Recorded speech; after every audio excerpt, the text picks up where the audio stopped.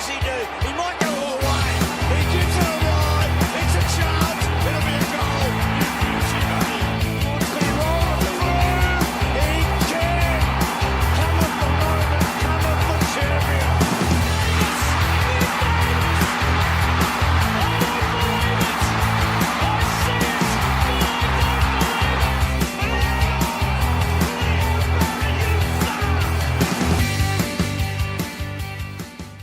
This is the Swans Blog's SwansCast, the number one listen to Sydney Swans fans podcast. We didn't use the ball well when we had possession of it, and we just didn't use the ball well, or dropped easy marks, missed targets, and played untidy footy with the ball. Franklin looks up. It's not markable. It'll be play on. He gathers on his left. It's bending. It's bending. Has it got the distance? Oh, Rice Lance! One of the greats from Lance Franklin. Hello and welcome. This is Justin Mitchell, and for this week's episode, I am joined by Rowan McKenzie. Coming up in this episode, we will be reviewing the Round 2 game against Port Adelaide and the weekend of football that was. We'll be previewing the Round 3 game against Greater Western Sydney at the SCG, and everything else Swans related. Rowan, how are you, mate? Yeah, not too bad, Justin. Happy Easter. Yeah, happy Easter to you too. Unfortunately, the Easter Bunny did not come to us on Sunday night. No, it was a bit of a shocker, that one, but, early days, move on. Early days, move on, indeed. Look, they kind of did us in again like they did us in last year, so kind of same old thing, same old result, different year. What did you make of it? Well, we lost the first 6 last year and we finished okay, so I'm not really going to read much into it this year. They beat us first up last season as well, so... No panic stations? No panic stations just yet, unlike a few others around that are calling for horse's head already. Yep. No, they always are, mate. Yeah, we'll just, take it for what it is right now and see how we go for the rest of the year before we go making any rash decisions. So. Yeah, look, speaking of heads to roll, if we look at some of the other matches of the weekend, you can pretty much look at Carlton's and St Kilda's abysmal performances.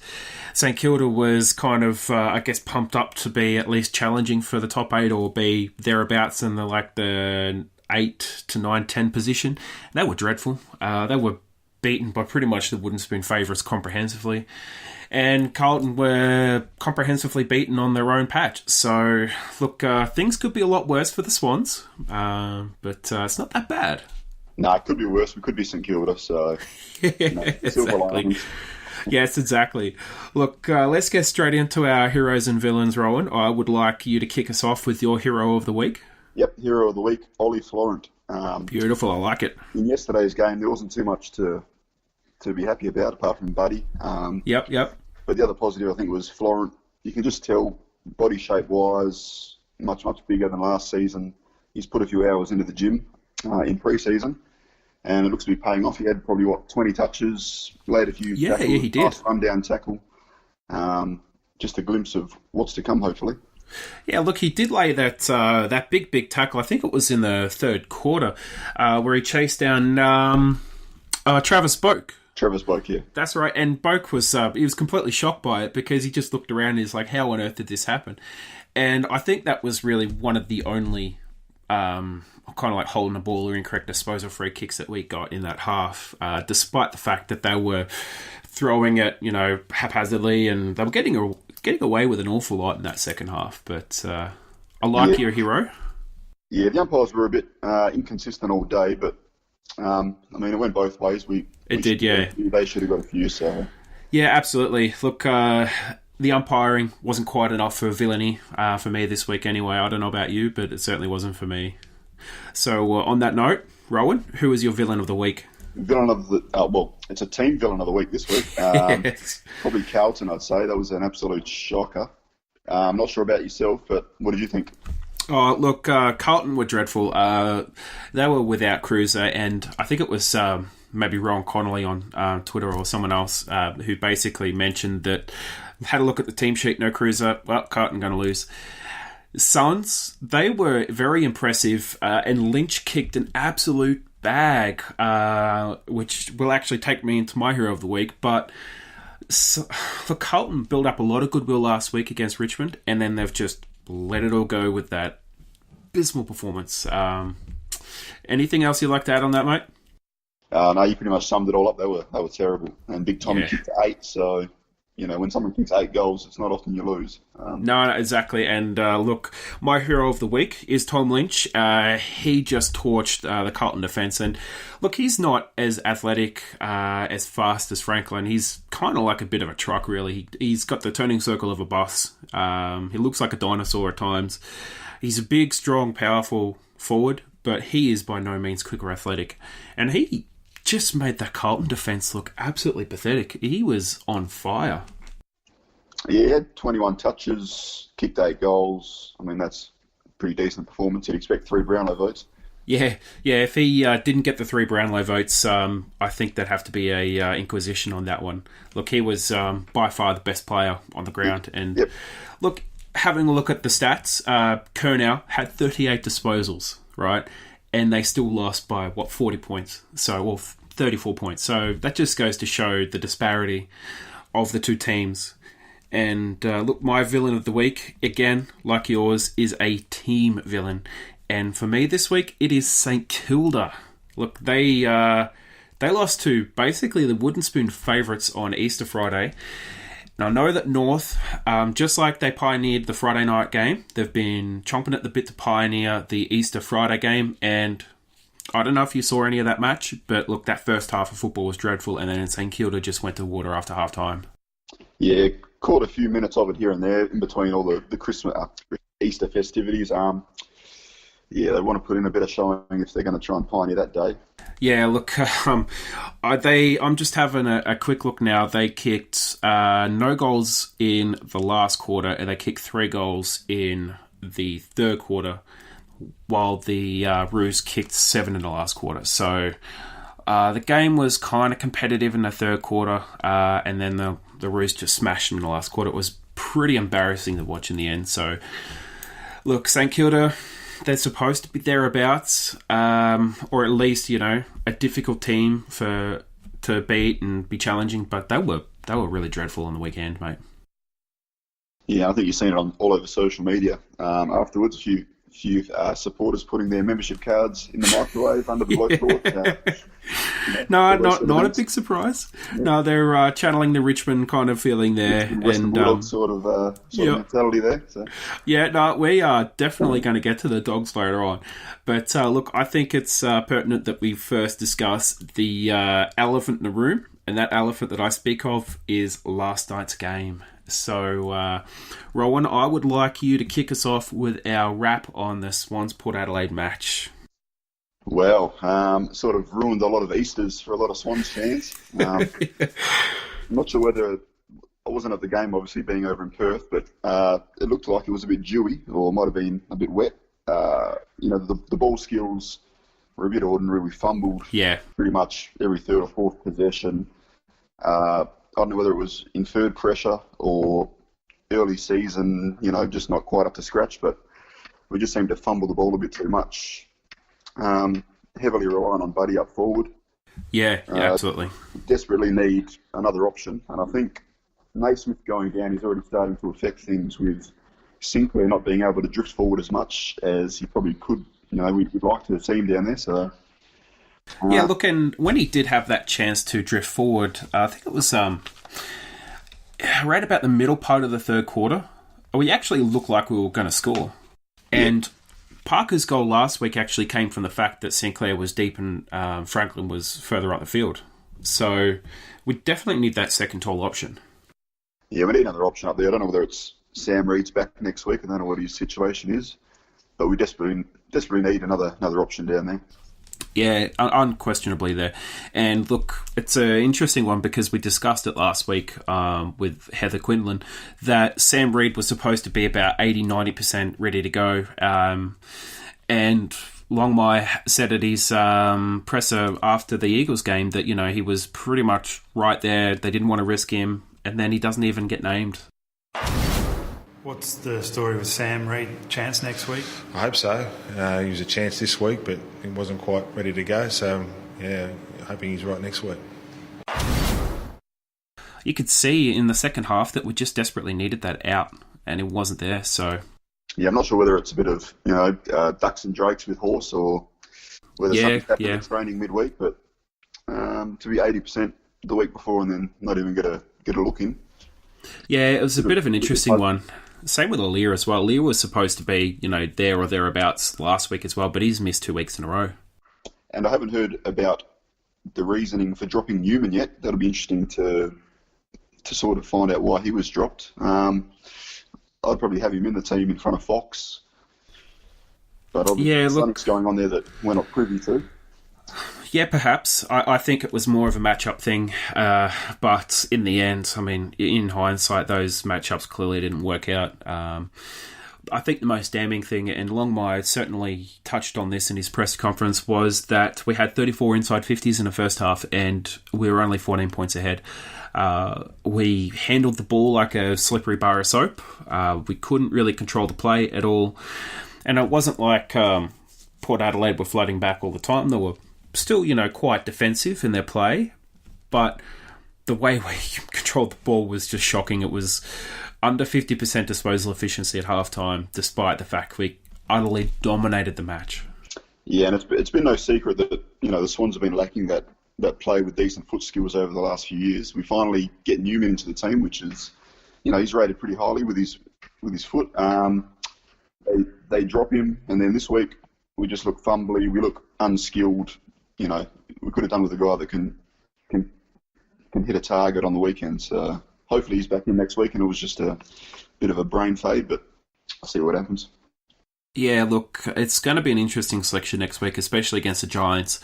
I just keep remembering the third quarter, and they kicked 7 goals to 2, I think it is. Yeah, 7 goals to 2, and it's kind of reminiscent of last week as well when the Eagles kicked 5 goals to 2. And third quarters have been an issue for the Swans for a very long time, really. I can remember back to the 2016 Grand Final where the Dogs absolutely torched us in the third quarter, despite the fact that we should have been 4 goals up at half-time. It's something that needs to be addressed, but I think it was perfectly encapsulated by McVeigh trying to pick up the ball in the forward line.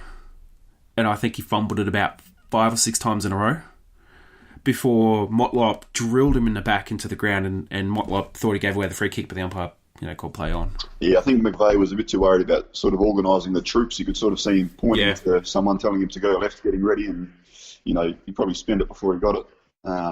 Yeah, absolutely. Which is unlike McVeigh because he's got the experience. He's level-headed, had a decent game. He was a little bit slow, but, he's definitely got his spot down there. It was an interesting one because Towers handled the ball very cleanly. He was about one of the few players who actually handled the ball very cleanly. And most of the Port Adelaide players had no problems with the conditions. They were very, very clean after half-time.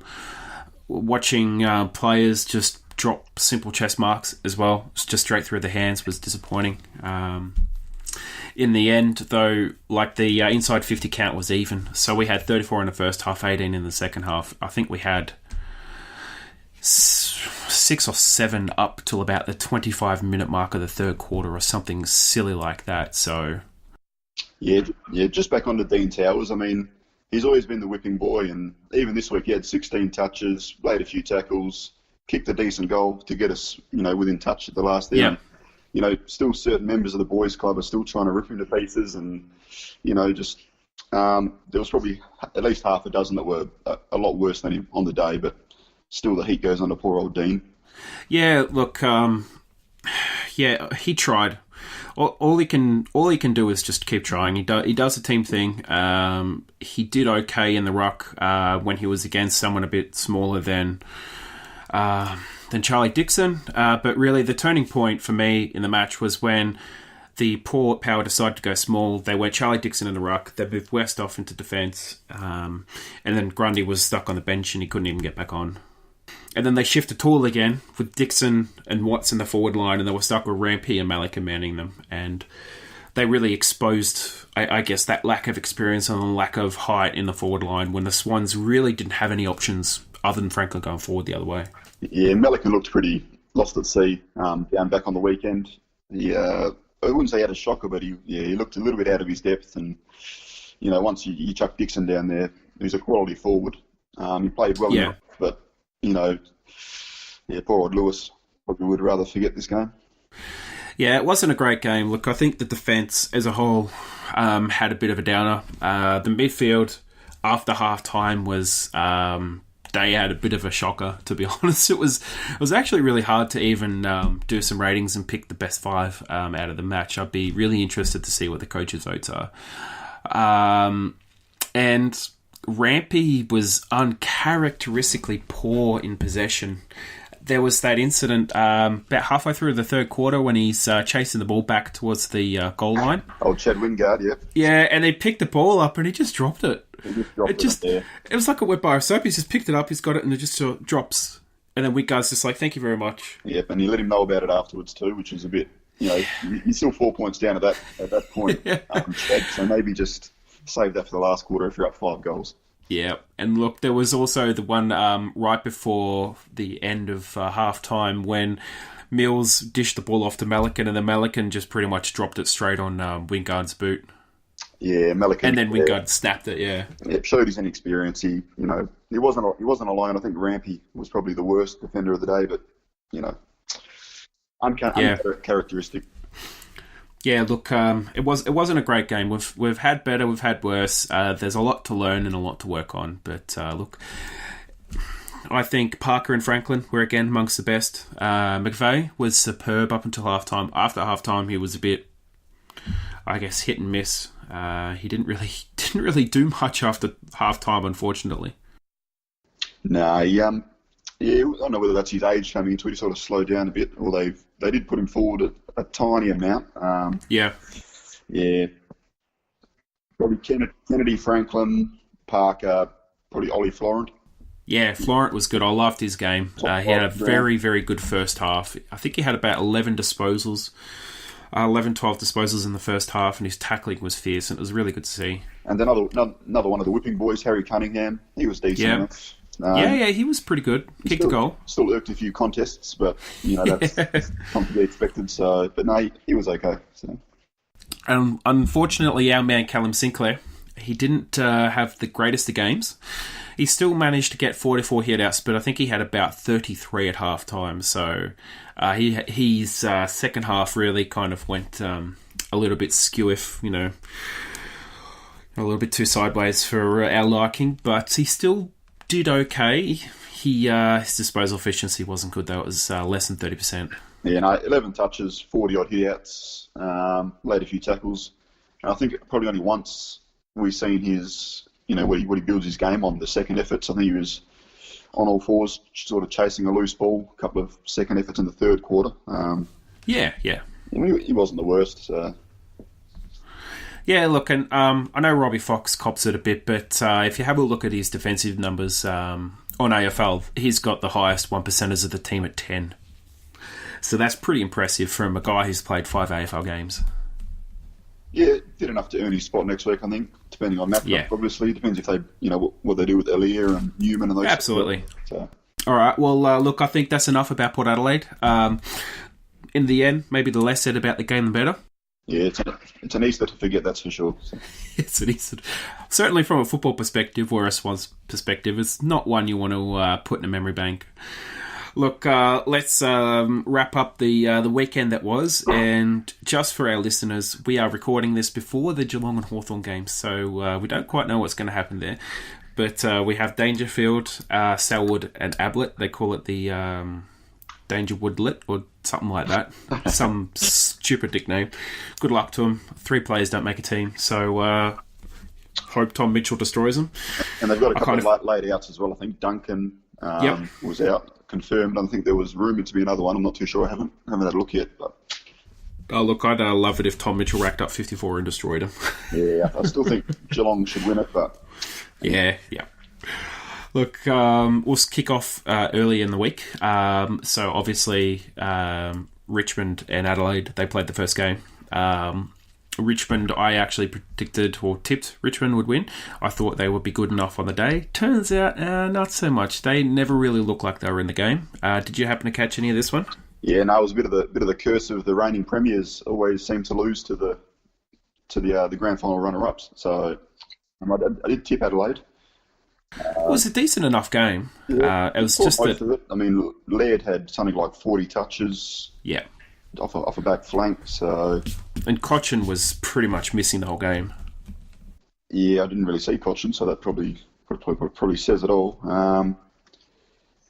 Dustin Martin, his usual self, I think would he kick 4 or 5 goals, 20 odd touches. 5 goals, I think. Yeah, he was unstoppable at one point. They couldn't even get near him. No, and Gibbs doing well at Adelaide, new club, so he's settling in well. I think Sloane went off injured, but did end up coming back, so that's probably a bit of sigh of relief for the Crows fans. Although, was it Matt Crouch went off? Yeah, Matt Crouch came off in the second quarter with a hamstring strain. So there was just that small, worry with Rory Sloane. But he definitely came back on. Yeah, and then we've seen Hardwick getting into it with the Crows down as well. So. And I don't know what to make of what the AFL is saying, if they're going to follow up, i.e. they're going to follow up Dimmer and get a please explain or follow up with a fan. Because it's rumoured the fan just said, not so good now that you're not at the MCG or something. Oh, which is probably true. So. No, that's very, very true. And then, West Coast did the Dogs in yesterday. They were absolutely atrocious, the Dogs. I tipped the Dogs by 60. The Eagles by 60, definitely not the Dogs. And they nearly got up by 60, so I was shocked by that. But did you catch any of this game?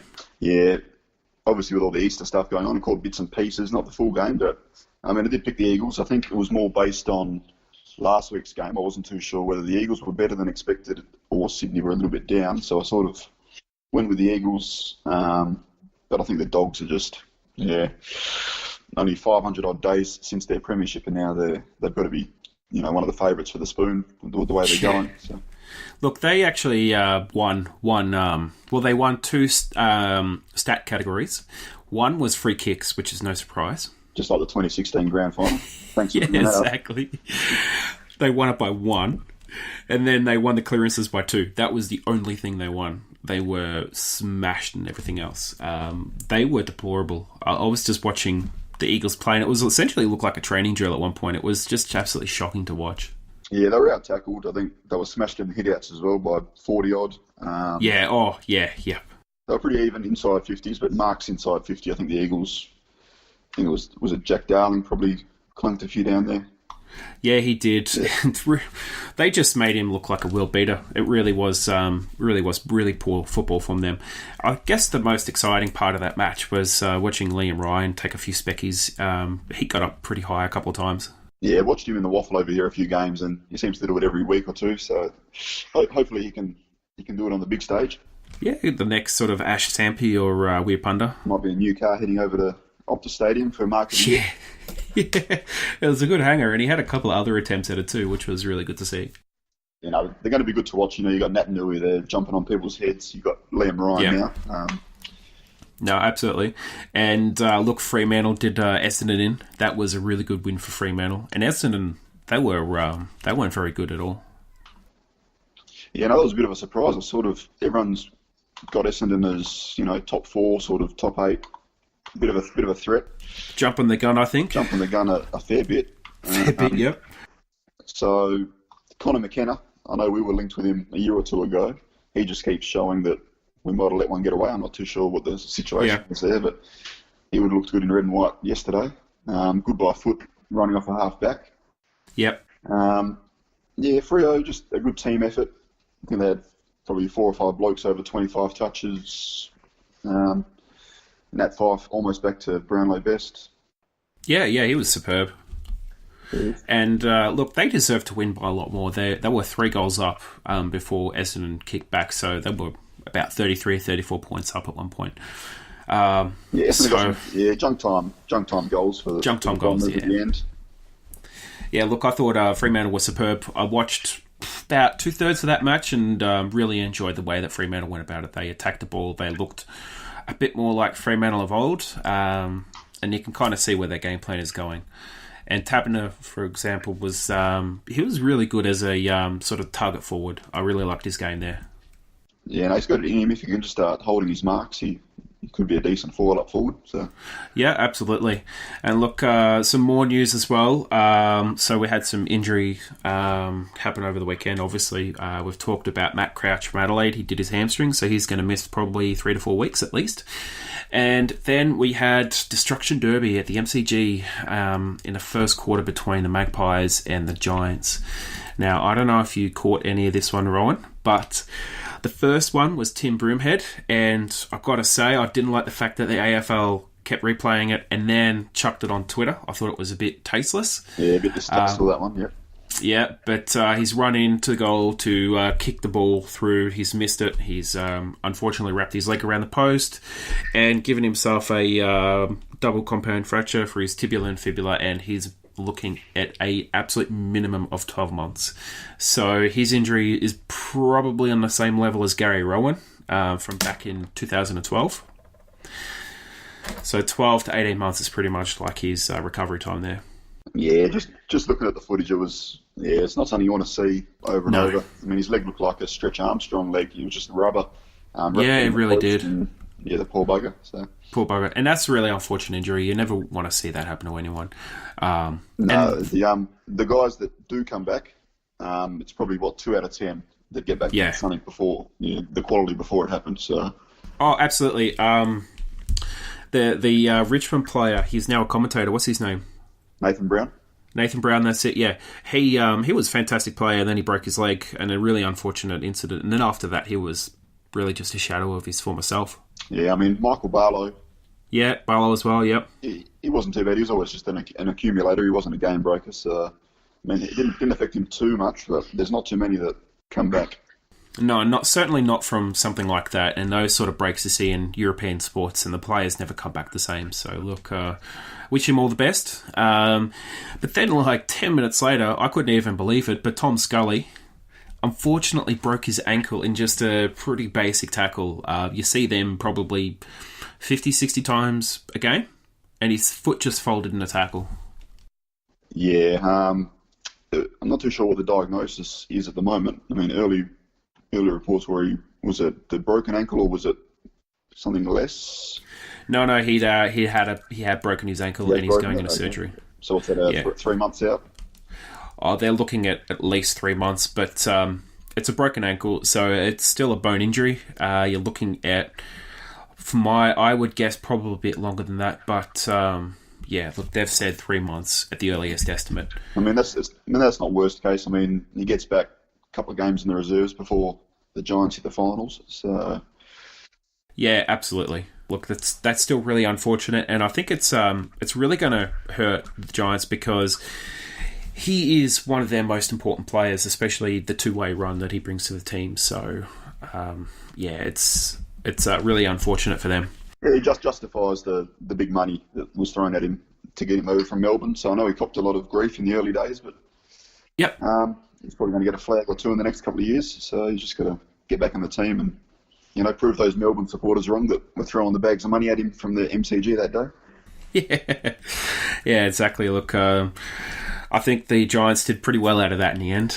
And look, the last piece of news, there's some fines that came out of the weekend, but the really big one is the fact that Josh Caddy has accepted the MRP hand down for 1 week. So he is going to miss the Richmond clash against... so he's going to miss the Hawks match next week. Yeah, and just out of that Collingwood game, there was one more injury, I think, came out on the news this morning. Darcy Moore. He's probably going to miss about 4 weeks with a hamstring, so that's a big loss for them. And he pulled up late in the game, I believe that was. So, and look, Collingwood were really good. They honestly deserved to win for most of that match. They were really close at it, and they just faded late in the last quarter.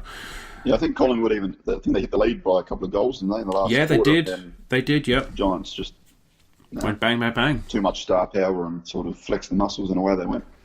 Yep, pretty much. That is pretty much that down to T. Look, let's talk about the Swans and Giants game.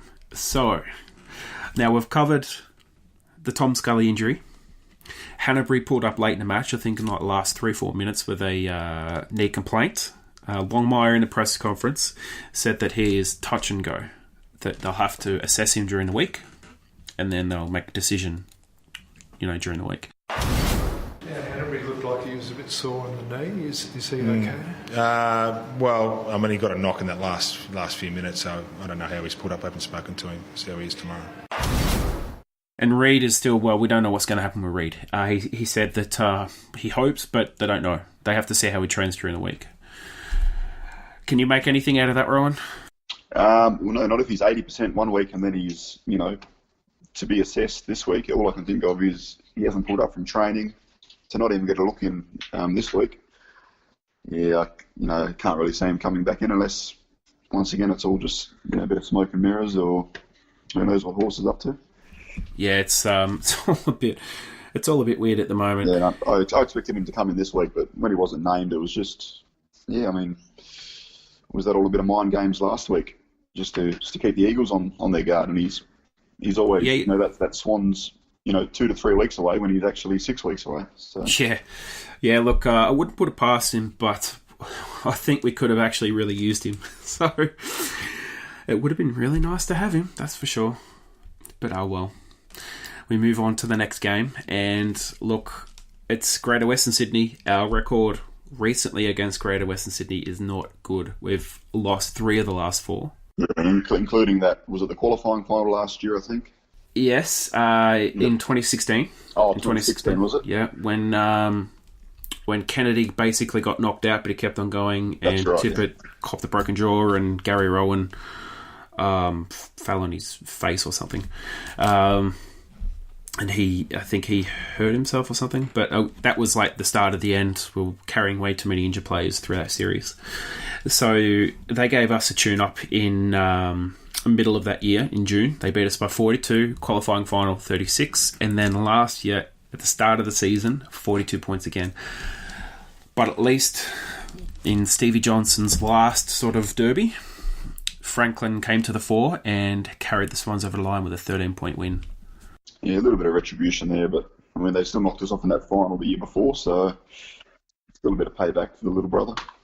Absolutely, and I think the best part of that match was, and Johnson said it as well, that when Franklin had that shot, I think it was in the fourth quarter, about halfway through the fourth quarter, and he's lined it up and he's just done his normal sort of buddy curve, and the ball looked like it sailed out on the full, and it just spun left to right. Yep. And then it just went right to left and just sailed through the goals. And I remember Johnson saying that was the most ridiculous goal he's ever seen kicked. He'll know this moment is very, very large in this game. His team leading by 6 points. Franklin, it's working, and the Master Blaster has done it again. Yeah, well, that's Buddy. He does it every week. So, I think the snap yesterday, probably 48 metres out on the left, just snaps it in the corner and chips through. That was, even on that was superb. For the Swans, he can still turn it on. So. No, it was absolutely superb. Look, let's have a quick chat about the matchups. So, obviously, we've got Davis and Franklin. So, Davis is in some decent form, and Franklin is in some very good form. How do you see this one, going out during the duration of the match? Yeah, that's not a matchup that I'm too worried about. I think Buddy will probably kick his 3 or 4. Davis is pretty good, so I think it's the other defenders we've got to be a little bit worried about. Mellick and Rampy, they've got some big boys down there. Yep. Look, and that's another one as well. Like we've got Cameron against Rampy. I think that is pretty much the matchup would go there. Then you've got Patton and Grundy. Patton on Grundy, you'd think. Usually takes the big gorilla. And then you've got Himmelberg, which will probably go to Melican. That's one I'm genuinely worried about, because Himmelberg's going to absolutely kill Melican on a lead 100 times at 100. Yeah, and Melican's not coming off a very good game either, so we could be in a bit of trouble, depending on, it's still going to be down to the midfield. But yeah, absolutely. If we have enough entries, we're probably going to get chopped up by 5 or 6 goals. So. Well, I think we can still win this. We did play them twice in the JLT, and we did actually play them pretty well. Granted, a lot of reserve, a lot of players not quite right, or, they're still building up. But we did look pretty promising in the JLT. So I think, and we did play them pre-season, the friendly. So I think there's still something. Yeah, we need to win the midfield battle. Otherwise, it's going to be a long day. I still think we'll win, but yeah, I'm not as confident going into it as usual. Now, I don't know about Toby Green. He was absent for the Collingwood game, but I'm not sure if he is in line to return. Do you know anything on this? No, I didn't actually catch anything. I know he signed a new 6-year deal not too long ago. Yeah, I think he's worth whatever they're paying him because he has been absolutely fantastic for them. Yeah, he's a good little player. He's a bit of an instigator, but everyone's got him. We've got Tom Drew. Yeah, I'm just not too sure why the late withdrawal was for. I think it was hamstring soreness or something along those lines. Yeah. Look, so he should be ready to go. So yeah, I would be a strain or just a bit of a pull. Not too sure. Well, look, I don't think there's much going on in news-wise on that, so I think it was a late change, so I would imagine that he'd be ready. But he could basically be Giants' version of Sam Reid for all we know. Yeah, who knows? Could be all just mind games before the big derby, then the week after. But if he does play, you know what you're going to get. You're going to get 25 touches, at least a couple of goals, a couple of little, instigating, little behind the play. So yeah, and look, he might even try and knock someone out again, like he's done a few times. Yeah, that's right. I did catch an interview with him. I think it was in the pre-season where he's been speaking to a few people trying to get that out of his game. So if little Tom Pepley goes up to him and starts to rustle him up a bit, we'll see how he reacts. So yeah, exactly. Look, another one is Shiel against Parker. I think that's going to be the head-to-head. It could actually be Shiel and Hanbury, but I think those two players are clearly the most important midfielders for the two teams. Yeah, Parker needs to get forward, utilise over-the-head marking that he's pretty good at. I mean, Shiel's going to still get his 30 touches, so Luke's going to have to hurt him the other way, drift forward. Yeah, absolutely. Yep. And look, they still have plenty of depth in the midfield. They've got Kelly and Cornelio as well. Whitfield, who they're playing off the back line, they can still run him through the midfield. They've got tons of depth throughout the field to play midfield.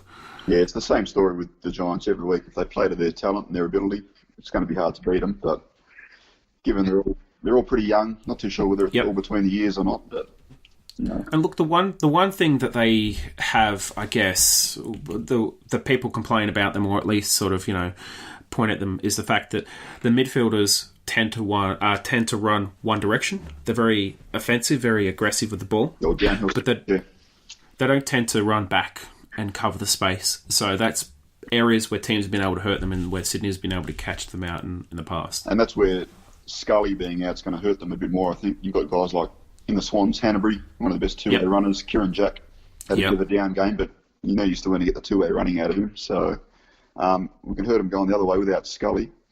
Yeah, and Heaney as well. Heaney's at both ends of the ground pretty much the entire game. Yeah, that's right. So look, there's ways that the Swans can win. There's matchups that are good and bad for both teams. Look, they are deep across the field. They've got quality in pretty much every single position. So it's just going to be a really good game. I think it's on Friday night. Yeah. Is it? So, no, I think it's on the Saturday night game. Is it? Yeah, Saturday night game. Yeah. Oh, yeah. So there's a chance that will be also televised on TV. So not just clear all your plans on a Saturday night, because I reckon it's going to be a ripper. Well, considering the other game is St Kilda and Adelaide. Oh, guaranteed then, isn't it? Yes, I don't think there's any comparison there. If you can believe it, the Swans are still actually favourites for it. I don't even know how that's possible, but they are. They're actually $1.70 to about $2.10. Yeah, I think they're just, from last year going 0-6, winning some stupid, crazy amount of games in a row. That's probably where it's come from, but they've probably still got Adelaide up there. GWS Adelaide, probably the clear favourites. I'm not too keen on Port, like a few others are. Yeah, look, I see. I think Port's always been a bit of our bogey team. So they beat us last year, beat us a few years back as well. I wouldn't read too much into Port at the moment. That's all. I think they've got a lot to prove. But the thing is, I think they have the firepower and the depth and the game plan to prove it. They were dreadful in the first half, no question about it. And then they came to play in the second half, and you could just see how deep their team really runs. And they've got the players that suit the finals footy. Cal Pepper, Ollie Wines. Yep. Those blokes are going to be around for the next 10 years. I think Yep. Pepper had something like 9 or 10 tackles. Didn't get much of the ball himself, but just his pressure. No, he was fantastic. Ollie Wines was hard at it as per usual. Travis Boak started getting involved. Robbie Gray started getting involved. The new recruits, Jack White, Stephen Motlop, they had impact on the game. Rockcliffe, he did a little bit from the forward line, but I mean, you keep hearing about guys that want to play for Hinckley. That was the big thing. They attracted these free agents because they want to play for Hinckley. Well, I didn't know they all wanted to go to China once a year, but get the old frequent flyer miles up, maybe. Yeah, see if we can chalk it up to Qantas or Virgin. Yeah, so he's obviously got the support of the players, which is half of the job already done. So yeah, absolutely. And I had them penciled in for a potential top 2 finish. I think they'll be right up there at the pointy end. And I know I've said this in the last couple of casts, but they are a good team. And I'm not embarrassed to lose to them because I think the Swans are still kind of in a little bit of a transition. They're good enough, no question about that. But I think the Swans are quite skinny on experience.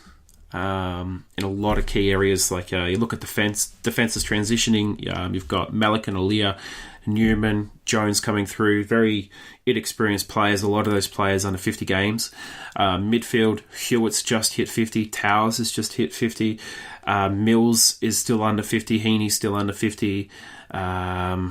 And then you've got even players in the reserves like Dawson, who's played 1 game. You've got Florent, who's played about 12 or 13 games. Hayward, who's played about 12 or 13 games. It's a very inexperienced team, so I'm not disappointed to lose games like that to quality teams that have a very deep list, a very experienced list as well. Yeah, the problem with Sydney is they fall away after the best 22. So we're an injury or 2 away from lucky to make the 8. I still think we'll finish higher on the ladder than Port. I'm still not sold on them yet. I think Swans have got the credits in the bank. They've showed they can do it. Port have always had they can't be the top 8 team last year. They've beaten us this year. Let's see if they can carry it on before we start, getting them in that top 2. Oh, absolutely. Absolutely. Look, I'm not championing them and, or changing colours. Hell no, this isn't going to become the power cast or anything like that. I think they're going to be a quality team and they're going to be right up there in the equation at the end of the year. Yep. So I can see them making the 8, but let's just hold our breath on that for a bit. So.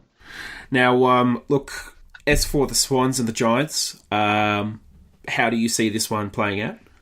Well, my heart says we win by about 10 to 15. It's all going to be midfield battle. If we can get on top, Scully out's going to be huge. So that's probably a bit of a saving grace for us. Agreed. Whether Hanbury gets up or not, I'm not too sure. I can easily see the Giants winning by 5 goals, but a sneaky little feeling Swans will hit back after a pretty embarrassing showing. Probably 10-15 point win. Buddy 4.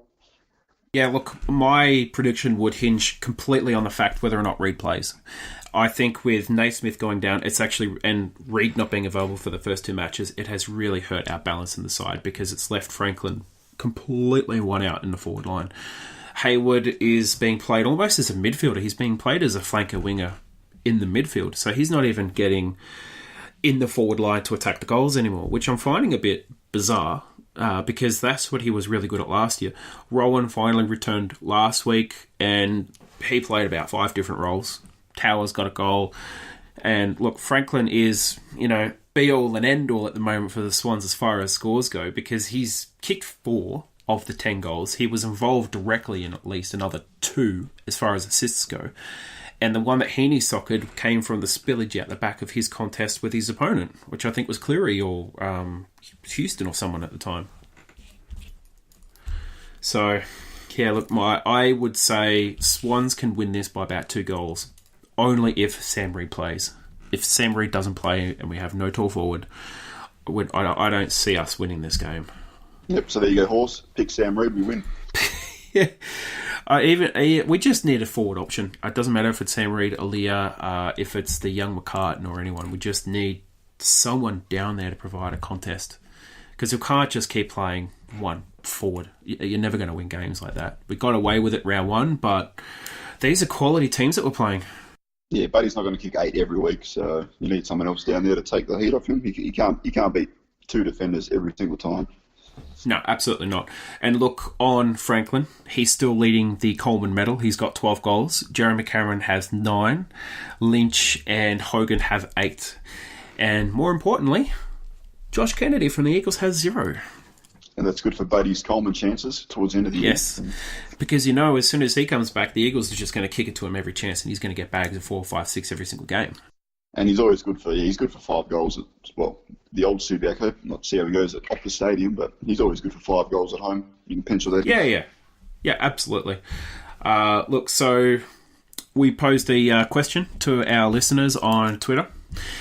And the question was, can the Swans win the flag with only Sinclair as the sole ruckman and Franklin as the sole forward? So we did get a couple of responses for that. So Joshua from Facebook said, yes, we can with Sinclair, but no with just Franklin. And Simon also from Facebook said, Sinclair is not a number 1 ruckman. They may as well blood in Cameron this year. So that's a fair point. Any thoughts on that? Yeah, I think we can win with Callum shouldering the ruck, but I think it was Joshua said it. There's no way we can win with just Buddy up front. We need more options. Work it out too easily. Double team him, triple team him if you have to. Cut off Buddy, you cut off the Swans. So they were doing that in the second half. They just kept putting Westhoff right in front of him, or Cleary, and he had no chance of getting anything. He still set up towers and he still kicked a goal, but it was very limited. Yeah, we need Papley up there. We need Reid. They all need to kick their couple of goals a week just to take the load off. Yeah, absolutely agree with that. We do need more players forward, and we just can't. I think we've talked about it enough, almost ad nauseum on this cast, that we're not going to win games against quality opposition with just one forward. Could Adelaide, for example, win a game with just Tex as the sole forward? I don't think so. He's a good player, but I don't think they can. Do you think they can? No chance. No, you need Eddie Betts kicking his 3 or 4. I think Josh Jenkins needs to grab a couple. Yep. So, we're not alone. We just had a bad game, that's all. I think there's nothing too much to worry about. Once Reid comes back in, Papley kicks some goals, Heaney drifts forward. Yeah. Dean Towers might even drift forward, kick a goal or 2 for Sinclair. Yep. There's panic stations around for a few fans, but I think they're jumping the gun a bit. Yeah, absolutely. Look, and for some of our comments from our listeners, we had Derek from Twitter. He said, hoping the bomb it to Buddy game plan is tossed in the bin by next week. It didn't work last year, and it won't ever work. What do you think, mate? Well, it's always, you've got a once-in-a-generation player. It's going to naturally gravitate towards kicking it to Buddy. So, but I don't think there's anything wrong with that. But then we just need the guys around him, to stand up. And that's been the problem. They haven't been standing up. I've got nothing wrong with kicking it to Buddy most times, as long as he can get it to ground, and then the guys like Papley or Heaney or Haywood can pick up the scraps. That's just not happening at the moment. So, look, he hasn't lost any of his athleticism over the years. If anything, he's as good as, if not better than his time at Hawthorn. No, you've got like a once in a generation player. You've got to kick it to him. You can't. There's no point guys saying, "Oh, kick it to Buddy. It's not going to work." So. You've got Buddy there. It's like having a Ferrari in the driveway but not driving it. Exactly. What's the point? And one of the most impressive things for me from that match was commentators kept on saying, he can't really take contested marks and, blah, blah, blah, blah. And all of a sudden he just starts popping up and taking these big contested marks and speckies. Took a couple of back marks. Yeah, Jared Healy made note of, it's the first time in probably 5 or 6 years he hasn't had his shoulders taped up. So exactly, yeah. Whether that's contributing to his, overhead marking, contested marking, who knows? Only Buddy probably knows that, but he's definitely in some decent form marking-wise. Yeah, he was great.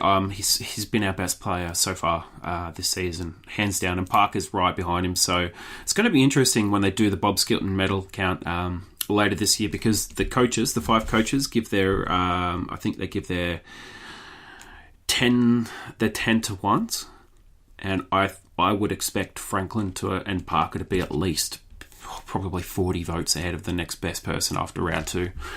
Yeah, they're a clear 1 too. So.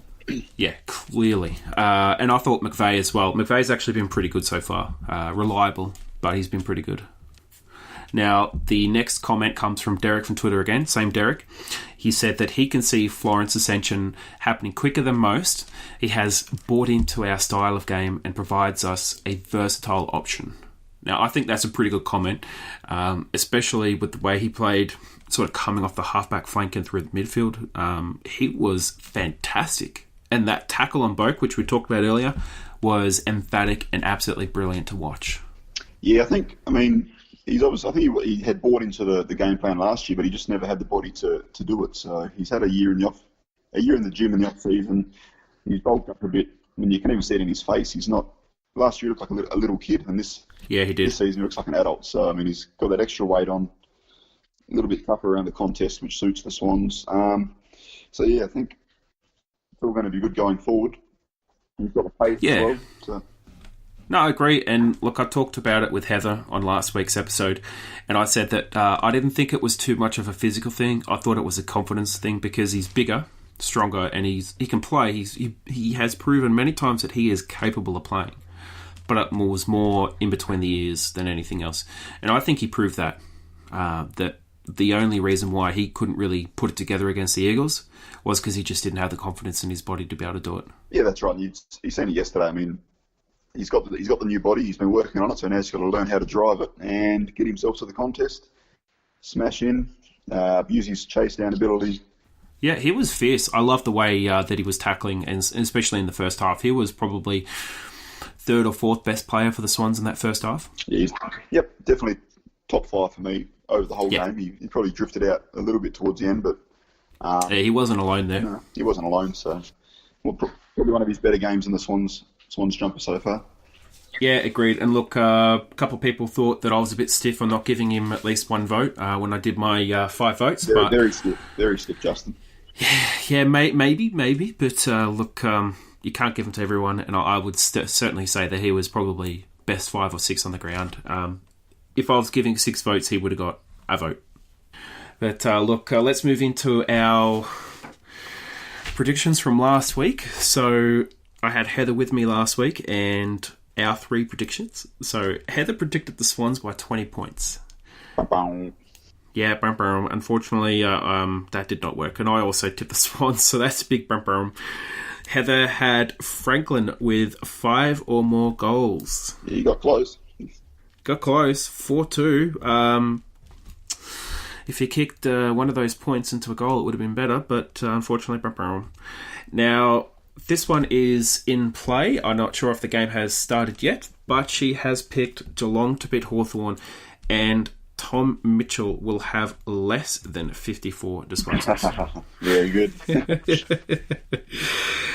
Now, hasn't started yet, by the way, so you're still alive there, Heather. Still alive. So by the time people listen to this, you'll be able to either ding or Now, my first one's a bad one. Richmond by 3 goals. Yeah, that was a shocker. That was a shocker, yeah.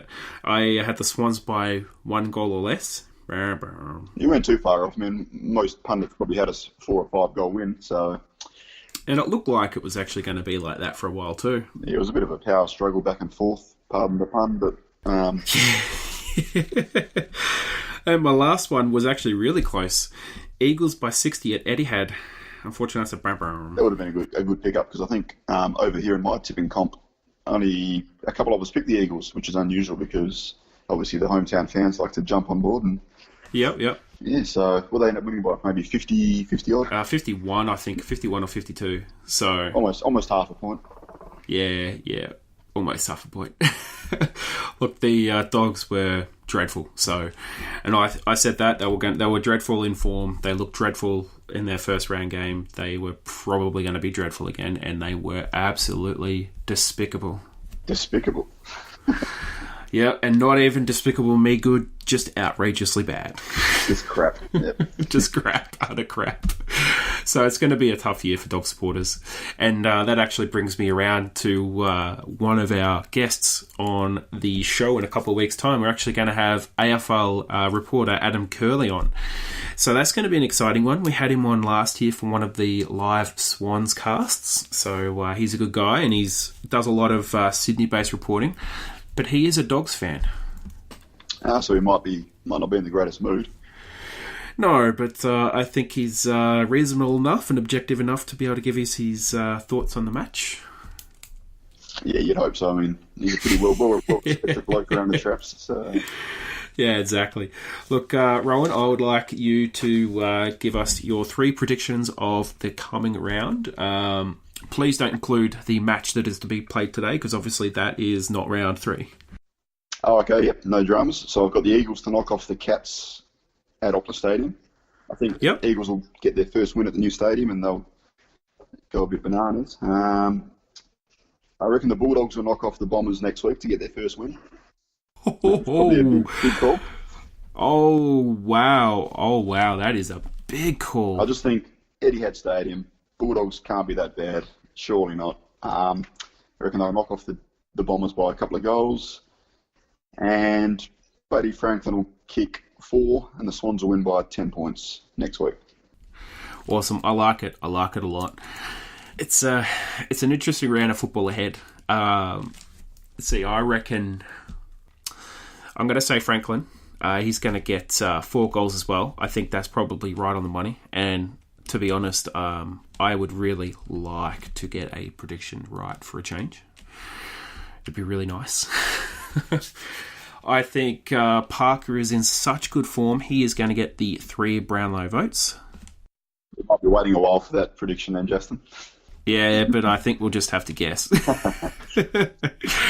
And I'm not going to sort of be a bit subjective with my own player ratings or anything like that. We'll just have to go, well, his performance is that good, you know. Yeah, we might have to put it to the people, get a poll up on the Swans. Put it to the people, get a poll. Yeah. Now, this is an interesting one because some of these teams are absolutely dreadful. But I reckon Carlton can beat Collingwood. Carlton, yeah, I'll probably go with that one as well. Now, Collingwood have some injury issues, but Carlton were dreadful, absolutely dreadful on the weekend. So it's one of those ones, you know, you never really know which way it's going to go. Could be a battle for the number 1 pick as early as 3. So yeah, look, that's going to be an interesting match all the same. How do you like those predictions? Yeah, I reckon Carlton probably a sneaky chance. Probably not as outrageous as the Doggies beating the Bombers, but you've got to play it safe. You haven't got the greatest record, have you? So, no, I think I've got maybe a safer option there. I think I got 6 out of I don't know how many did we do last year? 18 episodes, 18 threes. I don't know. I got about 6 or 7 predictions out of about 60 right. So it wasn't a good season. I think I'm about 0 from 10. So I'll make the bold calls, but they never come off. So hopefully this week the Doggies can do it. Do it for Adam Curley and do it for me. Yep. Yeah. Well, I've only got 1 right so far this year. I mean, I'd love to say that the Eagles one was right, but unfortunately it's not. Close but no mercy. Yeah. Look, Rowan, thank you so much for coming on. It's been a pleasure. No worries, Justin. Listen, guys, as always, you can follow us on social media. We are on Twitter, Facebook, and Instagram. You can catch us at the tag, the Swans Blog, and you can always find us with the hashtag SwansCast. Until next time, go Swans! Go Swannies!